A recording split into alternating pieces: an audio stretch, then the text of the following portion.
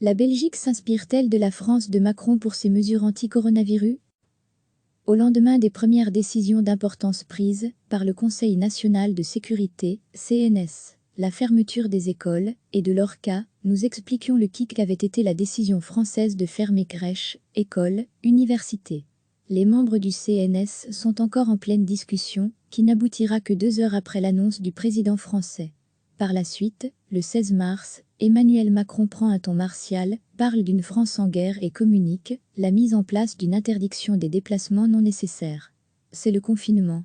Un confinement que la Belgique adoptera à son tour le lendemain. Jusqu'au 5 avril, les Belges sont priés de rester chez eux. Le 27 mars, Édouard Philippe, le Premier ministre français, confirme la prolongation du confinement jusqu'au 15 avril.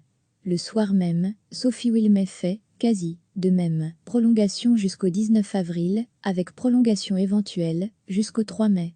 Et enfin, ce lundi soir, le président français a prolongé les mesures de confinement jusqu'au 11 mai. Surtout, Emmanuel Macron a annoncé un début de reprise des activités, avec les réouvertures des crèches, écoles et universités à cette date. Ce mercredi, chez nous, le Conseil national de sécurité se réunira en début d'après-midi pour se mettre d'accord sur la suite des événements. Il ne fait guère de doute que le confinement sera maintenu. Jusque quand?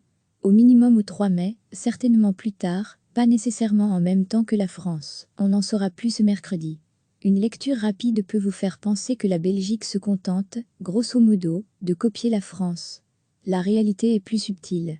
Clairement, il y a une influence, nous dit cet habitué des discussions. Il y a plus de 4 millions de francophones en Belgique. Côté flamand, il y a plusieurs millions de personnes capables de comprendre la langue française. Politiquement, c'est significatif, ça porte. Il y a encore une vraie influence culturelle française chez nous. Et c'est évident que son discours est regardé, commenté, analysé au gouvernement. Il nous oblige à nous positionner sur certains dossiers, comme avec la fermeture des écoles par exemple. Rappelons que les partis néerlandophones ne voulaient pas les fermer, le 12 mars dernier. Degré retrouvé, tout notre dossier sur le coronavirus. Sophie Wilmès a-t-elle un copion, avec les mesures françaises dessus? Il ne faut pas en dire beaucoup plus, pour fâcher dans son camp. Il est vrai que ce lundi, le ton presque militaire des premières interventions d'Emmanuel Macron s'est fortement adouci, devenant beaucoup plus empathique. Tiens, comme dans les premières prises de parole de Sophie Wilmès, saluée du nord du sud du pays, et ailleurs à l'étranger.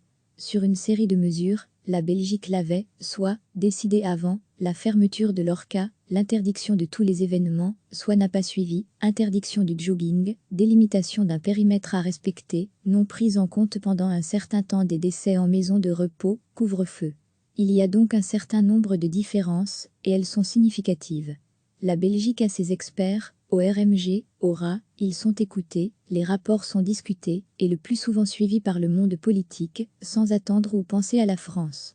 Néanmoins, Macron, sans le savoir, fait beaucoup de la ligne belge. Non, ce qu'il a décidé n'est pas décisif, mais c'est tout de même déterminant. La Belgique n'est pas fixée sur le tempo de l'Allemagne ou des Pays-Bas. On suit le nôtre, qui ressemble quand même à celui de la France, sourit notre interlocuteur. Recevez chaque matin l'essentiel de l'actualité. Au lendemain des premières décisions d'importance prises par le Conseil national de sécurité, CNS, la fermeture des écoles et de leurs cas, nous expliquions le qu'avait été la décision française de fermer crèches, écoles, universités. Les membres du CNS sont encore en pleine discussion, qui n'aboutira que 2 heures après l'annonce du président français.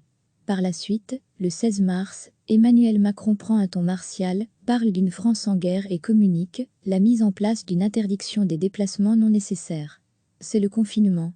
Un confinement que la Belgique adoptera à son tour le lendemain. Jusqu'au 5 avril, les Belges sont priés de rester chez eux.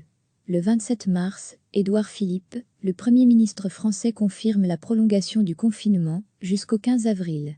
Le soir même, Sophie Wilmès fait, quasi, de même, prolongation jusqu'au 19 avril, avec prolongation éventuelle, jusqu'au 3 mai. Et enfin, ce lundi soir, le président français a prolongé les mesures de confinement jusqu'au 11 mai.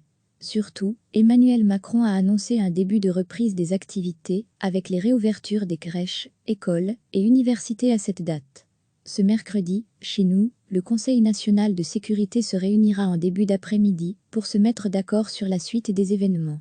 Il ne fait guère de doute que le confinement sera maintenu. Jusque quand? Au minimum au 3 mai, certainement plus tard, pas nécessairement en même temps que la France. On en saura plus ce mercredi. Une lecture rapide peut vous faire penser que la Belgique se contente, grosso modo, de copier la France. La réalité est plus subtile. Clairement, il y a une influence, nous dit cet habitué des discussions.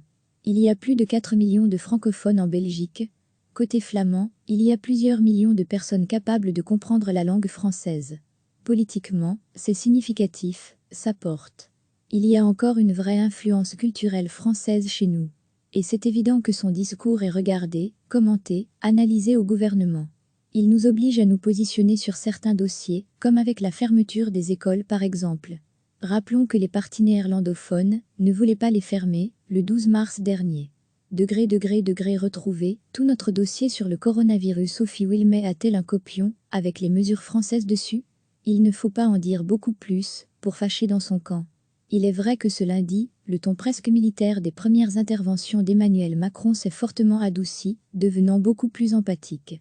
Tiens, comme dans les premières prises de parole de Sophie Wilmès, saluée du nord du sud du pays, et ailleurs à l'étranger.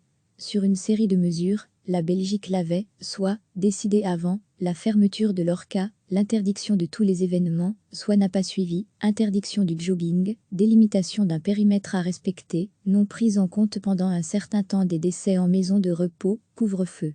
Il y a donc un certain nombre de différences, et elles sont significatives. La Belgique a ses experts, au RMG, au RA, ils sont écoutés, les rapports sont discutés, et le plus souvent suivis par le monde politique, sans attendre ou penser à la France. Néanmoins, Macron, sans le savoir, fait beaucoup de la ligne belge. Non, ce qu'il a décidé n'est pas décisif, mais c'est tout de même déterminant. La Belgique n'est pas fixée sur le tempo de l'Allemagne ou des Pays-Bas. On suit le nôtre, qui ressemble quand même à celui de la France, sourit notre interlocuteur. Cliquez sur s'abonner pour recevoir les dernières nouvelles.